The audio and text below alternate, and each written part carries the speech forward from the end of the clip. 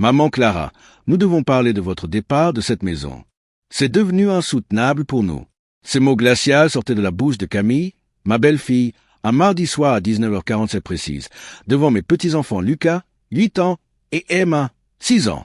Après avoir investi exactement 127 340 € de mes économies dans les rénovations de cette maison familiale au 47 rue des Tilleuls à Versailles, après avoir élevé leurs enfants pendant 4 ans et demi, après avoir cuisiné 1247 repas pour cette famille, j'entendais ça. Mes mains tremblaient en tenant ma tasse de porcelaine bleue, celle que ma défunte mère m'avait offerte pour mes 30 ans. L'odeur du pot-au-feu que je venais de finir mijotait encore dans la cuisine, et les jouets des enfants traînaient partout dans le salon, des jouets que j'avais achetés avec ma pension de retraite. Tu comprends bien, belle maman, continuait-elle avec ce sourire faux qui me donnait des frissons, cette maison est trop petite pour nous tous. Et à ton âge, tu serais mieux dans une résidence pour personnes âgées. Mon fils Julien, 42 ans, restait silencieux, fixant ses chaussures comme un enfant pris en faute. Cet homme que j'avais élevé seul après la mort de son père, pour qui j'avais travaillé 35 années comme infirmière à l'hôpital Saint-Antoine, ne disait rien. Mais ce que Camille ignorait, c'est qu'en exactement 13 jours, sa petite comédie allait s'écrouler de la façon la plus spectaculaire possible. Et vous allez comprendre pourquoi quand je vous raconterai ce qui s'est passé ce fameux vendredi 15 octobre à 14h30. Si vous avez déjà été manipulé par un membre de votre famille, si vous avez déjà senti cette rage froide monter en vous face à l'ingratitude, laissez votre commentaire. Vous n'êtes pas seul. Pour comprendre l'ampleur de cette trahison, il faut que je vous raconte comment j'en étais arrivé là. Tout avait commencé il y a 6 ans et 3 mois, quand Julien avait rencontré Camille dans cette école de commerce parisienne où elle étudiait. J'étais si heureuse pour lui. Après son divorce difficile d'avec Sophie, la mère de mes premiers petits-enfants, je pensais qu'il méritait enfin du bonheur. Camille semblait parfaite, belle, intelligente, issue d'une famille aisée du 16e arrondissement. Elle me parlait avec respect, m'appelait « Maman Clara » dès la 3e rencontre. Le problème a commencé quand ils ont décidé de s'installer. Leur appartement de 45 mètres carrés dans le 11e coûtait 1680 € par mois. Avec le salaire de Julien comme technicien informatique, 2890 € net, et celui de Camille comme assistante marketing, 2340 € net, c'était serré. C'est là que j'ai fait ma première erreur. J'ai proposé de les aider. Vous savez quoi? J'ai cette grande maison à Versailles depuis que papa est mort. Elle fait 120 mètres carrés, elle est vide, et moi je vis dans mon petit 3 pièces du centre-ville. Pourquoi on ne rénoverait pas ensemble? L'enthousiasme de Camille était touchant. Elle avait des idées plein la tête. Oh maman Clara, on pourrait faire une cuisine américaine. Et une grande salle de jeux pour les enfants. Ses yeux brillaient comme ceux d'une petite fille devant un magasin de jouets. J'ai sorti mes économies. 89 600 € pour la cuisine équipée, meubles laqués blancs, électroménager haut de gamme, îlot central en granit, 23 780 € pour refaire entièrement la salle de bain avec douche italienne, 13 960 € pour la peinture et les sols. Au total, 127 340 €. Toute ma vie d'économie y est passée. Mais j'étais heureuse. Je voyais mes petits-enfants grandir, je préparais leur goûter, je les emmenais à l'école, je gardais le petit dernier, Thomas, né 8 mois après leur installation. La maison résonnait de rire et de vie. Camille me disait souvent, « Vous êtes formidable, maman Clara. Les enfants vous adorent. » Et c'était vrai. Lucas m'appelait « Mamie Câlin » Emma me faisait des dessins que j'ai gardés précieusement dans ma chambre. Les premiers signes de changement sont apparus il y a 14 mois. Des remarques apparemment anodines. « Maman Clara, vous ne trouvez pas que vous mettez trop de sel dans vos plats ?» Ou « Il faudrait peut-être penser à ranger vos affaires, la maison paraît encombrée. » Mes affaires? Dans Emma Maison? Les choses ont vraiment dégénéré après la naissance de Thomas. Camille, en congé maternité, passait ses journées à la maison. Et c'est là que son vrai visage a commencé à apparaître. « Maman Clara, vous ne devez pas donner de bonbons aux enfants sans me demander, » me disait-elle d'un ton sec devant ma voisine Madame Dubois, venue prendre le café. Ils ont déjà assez de problèmes dentaires. Mes joues brûlaient de honte. Ces bonbons, je les achetais avec mes 1247 € de retraite, et j'en donnais un par semaine à chaque enfant, le dimanche après le déjeuner familial. Puis il y a eu l'épisode des clés. Un mardi matin de novembre, vers 11h15, je suis revenu de mes courses chez Monoprix. Surprise, je n'arrivais plus à ouvrir ma porte. Camille avait fait changer la serrure. C'est pour des raisons de sécurité, m'avait-elle expliqué avec ce sourire glacial que je commençais à trop bien connaître. Il y a eu des cambriolages dans le quartier. Mais ne vous inquiétez pas, j'ai gardé un jeu de clés pour vous. Elle me donnait un jeu de clés de Emma Maison. Ma propre maison dont j'avais hérité de mes parents en 1987? L'humiliation suivante a eu lieu devant mon kinésithérapeute, M. Reverdy, qui venait me voir tous les jeudis à 15 heures pour mes problèmes de dos. Camille l'a intercepté à la porte. « Excusez-moi, mais ces séances font trop de bruit. Le bébé dort mal à cause de vos manipulations. Il faudrait peut-être trouver un autre moment ou un autre endroit. » Monsieur Reverdy, professionnel depuis 23 ans, n'en revenait pas. « Madame Delacroix, je ne comprends pas.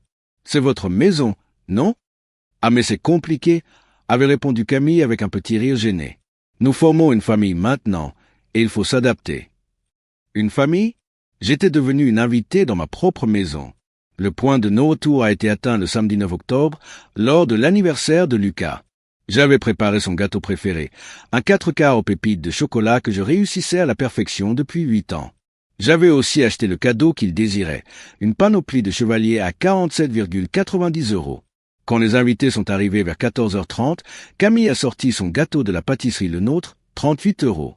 « Regardez ce magnifique gâteau que j'ai fait faire pour Lucas », mentait-elle effrontément devant les autres parents. Mon gâteau a fini à la poubelle, devant mes yeux. Et quand Lucas a voulu ouvrir le cadeau que je lui avais acheté, Camille l'a intercepté. « Non, mon chéri, d'abord les cadeaux de papa et maman. Celui de mamie Clara, c'est pour plus tard. » Plus tard n'est jamais venu. J'ai retrouvé la panoplie, toujours emballée, cachée au fond du placard, emballée 3 jours plus tard.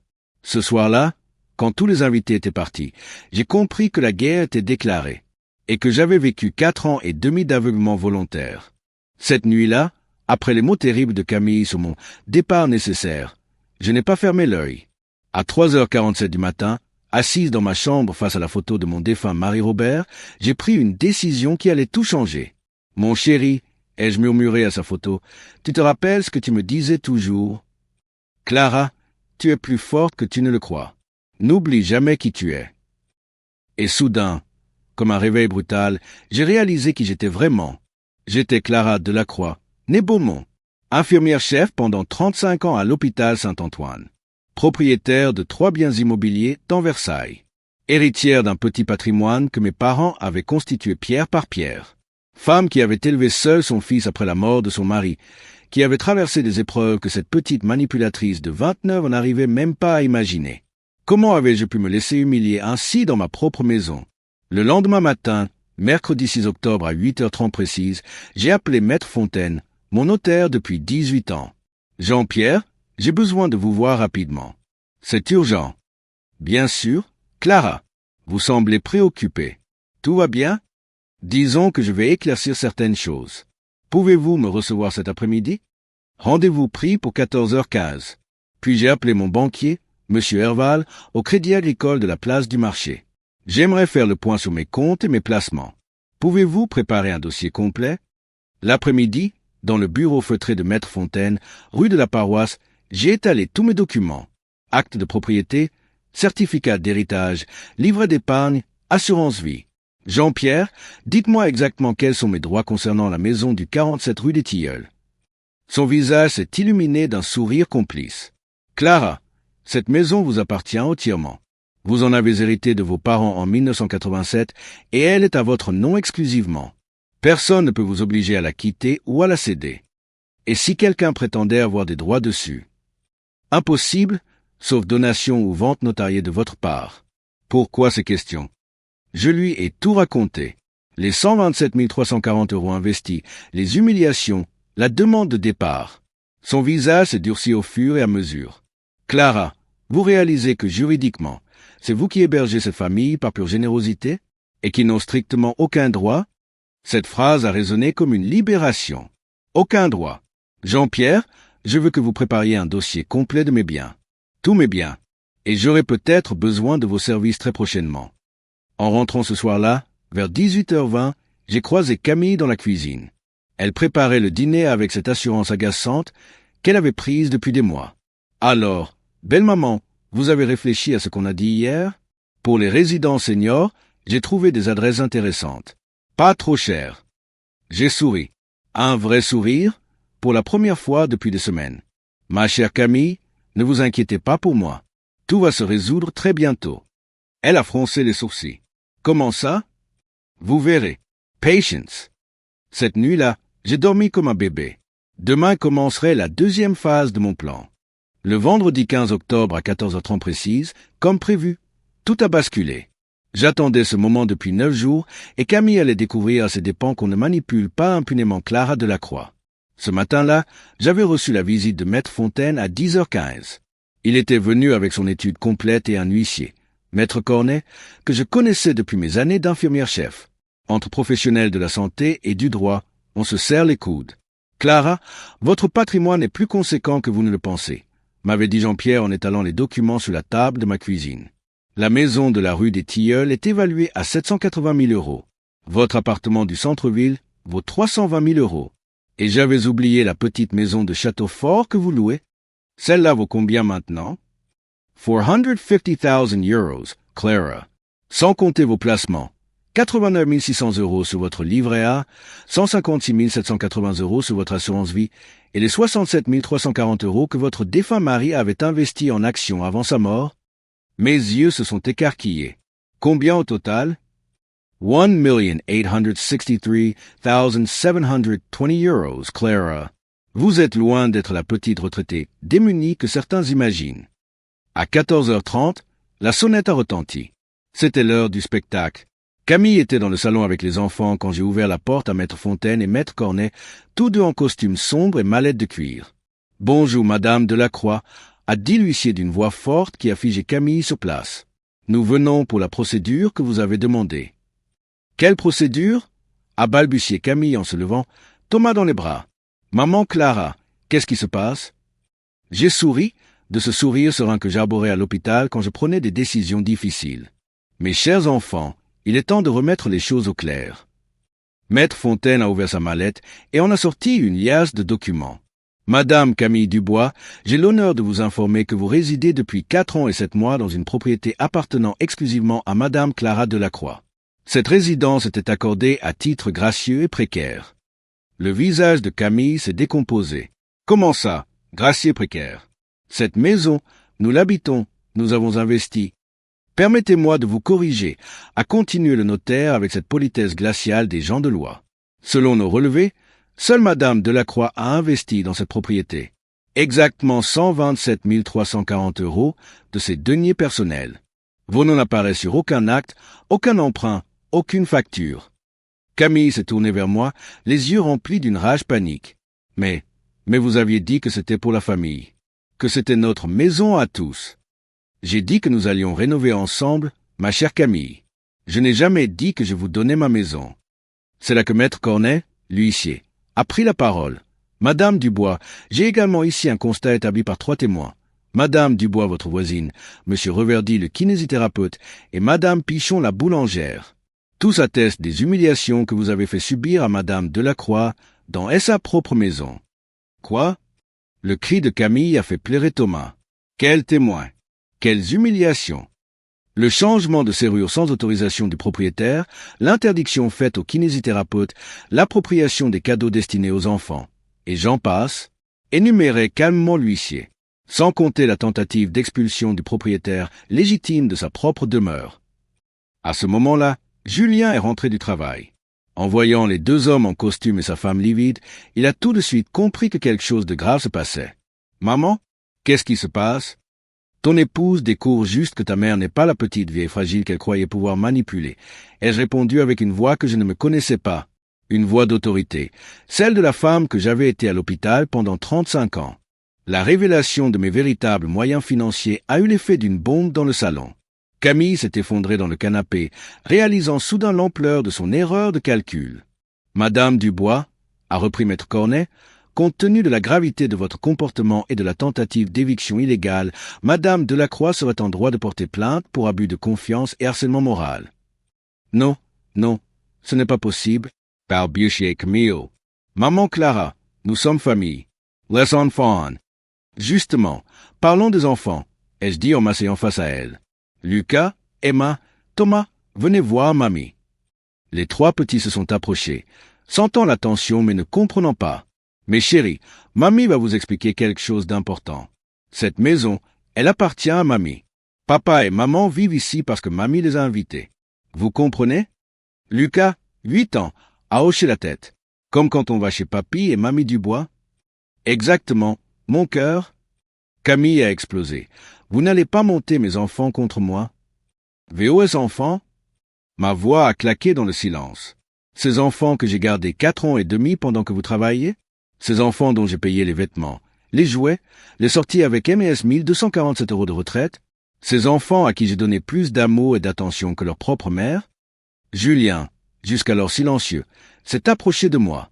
Maman, je ne savais pas. Tu ne savais pas que ta femme me traitait comme une domestique dans ma propre maison? Tu ne savais pas qu'elle avait changé M&S serrure sans me demander? Tu ne savais pas qu'elle jetait mes gâteaux à la poubelle devant tes enfants? Ses épaules se sont affaissées. Mon fils, mon petit garçon devenu homme, pleurait. Maman, pardonne-moi. J'ai été aveugle. Camille me disait que tu devenais difficile avec l'âge, que je quoi, Julien? Que tu perdais la tête, que tu oubliais des choses, qu'il fallait te protéger de toi-même. Gaslighting. Le terme que j'avais appris en lisant un article sur Internet 2 semaines plus tôt. Faire croire à quelqu'un qu'il devient fou pour mieux le contrôler. Maître Fontaine a alors sorti un dernier document. Madame Dubois, voici un état des lieux détaillé et une mise en demeure. Vous avez 30 jours pour quitter les lieux ou régulariser votre situation. Régulariser comment? A crié Camille. En payant 4 ans et 7 mois de loyer à Madame Delacroix. Au prix du marché pour cette zone de Versailles, cela représente 1680 € par mois, soit un total de 92 400 €, plus les charges et les intérêts de retard. Le silence qui a suivi était assourdissant. On n'entendait que les pleurs étouffés de Julien et les battements de mon cœur. Ou alors, ai-je ajouté calmement, vous partez dans les 30 jours et nous en restons là. Pas de dette, pas de plainte, pas de scandale. Juste, vous partez. Camille a relevé la tête, ses yeux lançaient des éclairs de haine pure. Vous êtes monstrueuse. Séparez une famille, jetez vos petits-enfants à la rue. MES petits-enfants ne seront jamais à la rue tant que je serai vivante, ai-je répliqué fermement. Julien est mon fils, et il sera toujours le bienvenu chez sa mère, avec ses enfants. Mais vous, Camille, vous avez perdu ce droit le jour où vous m'avez demandé de partir de chez moi. 3 semaines plus tard, un samedi matin ensoleillé de novembre, je buvais mon café dans Emma Cuisine en regardant Lucas et Emma jouer dans le jardin. Julien préparait le petit déjeuner pour Thomas. Camille était partie. Elle avait trouvé un appartement à Sartrouville, payé par ses parents du 16e arrondissement, qui avaient découvert avec stupeur le comportement de leur fille, si bien élevée. La honte les avait poussés à régler immédiatement le problème pour éviter tout scandale. Mon fils vivait désormais seul avec ses 3 enfants dans l'ancien appartement de Châteaufort, celui que je louais et que j'ai décidé de lui prêter gratuitement. Il avait demandé le divorce et la garde des enfants. Avec les témoignages de Madame Dubois, Monsieur Reverdy et Madame Pichon, ses chances étaient excellentes. « Maman, m'avait-il dit ce matin-là, comment as-tu fait pour supporter tout ça en silence? » Mon chéri, parfois dans la vie, on doit choisir ses batailles. Pendant 4 ans, j'ai choisi de me taire pour préserver la paix familiale. Mais quand on m'a demandé de quitter ma propre maison, là, la guerre était déclarée. Tu n'as pas eu peur de perdre tes petits-enfants? Un enfant aime toujours plus celui qui lui donne de l'amour vrai que celui qui manipule. Lucas et Emma ont compris très vite qui était leur vraie protectrice. Ce qui m'a le plus marqué dans cette histoire, c'est la rapidité avec laquelle les rapports de force se sont inversés. En 1 heure, je suis passé de vieille dame encombrante à propriétaire respecté. Parce que j'avais osé révéler qui j'étais vraiment. Combien d'entre nous vivent dans l'ombre de leur propre pouvoir? Combien se laissent humilier par peur de faire des vagues? Combien sacrifient leur dignité sur l'autel de la paix familiale? Mes amis du club de bridge n'en revenaient pas. Clara, on ne te reconnaît plus. Tu sembles si forte. Forte? J'ai toujours été forte. J'avais juste oublié de m'en servir. Aujourd'hui, à 68 ans, j'ai retrouvé ma maison, mes petits-enfants et, surtout, mon estime de moi. Julien et moi avons une relation plus authentique que jamais. Il a compris que sa mère n'était pas une petite vieille fragile, mais une femme d'expérience qui méritait le respect. Les enfants, ils sont épanouis. Lucas me dit souvent, « Mamie, tu es la plus forte du monde. » Et Emma dessine notre maison avec un grand cœur au-dessus écrit « Chez Mamie Clara » en lettres colorées. Si vous vivez une situation d'abus psychologique, si on vous fait croire que vous êtes faible alors que vous avez des ressources, si on vous manipule dans votre propre famille, réveillez-vous. Vous avez plus de pouvoir que vous ne le croyez. Parfois, Il suffit de le révéler au bon moment, aux bonnes personnes, pour que toute la donne change. N'acceptez jamais qu'on vous manque de respect sous prétexte que c'est la famille. Le respect se mérite, mais il se fait aussi respecter. Si cette histoire vous a touché, si elle vous rappelle quelque chose que vous avez vécu, partagez-la. Abonnez-vous à Justice Jane pour plus d'histoires vraies de gens ordinaires qui ont dit stop à l'injustice. Activez la cloche pour être notifié. Et surtout, dites-moi en commentaire. Avez-vous déjà eu à reprendre votre pouvoir face à quelqu'un qui vous sous-estimait? Comment avez-vous fait? Votre histoire m'intéresse. Nous sommes tous plus forts que nous ne le pensons. Clara Delacroix, 68 ANS, Versailles. Novembre 2024.